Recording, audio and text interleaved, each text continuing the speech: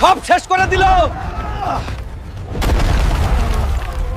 ওই মাশরুম ডাইনি, তরে আজকে পুঁটি মাছের কাটা দিয়া ভাত খাওয়ামু। ওই তোদের এলাকায় নাকি কাসেম নামে একজন আছে, ডাক তাকে দেখি কত বুকের পাঠা। ওই মাশরুম ডাইনি, তুই আমার এলাকায় ভাঙচুর করছিস কেন? ওই কাশেম, তোকে আমার দেখার আছে, তাই করেছি। প্লিজ বন্ধুরা, তোমরা সাবস্ক্রাইব করে দাও, নয়তো গ্রামকে বাঁচানো যাবে না।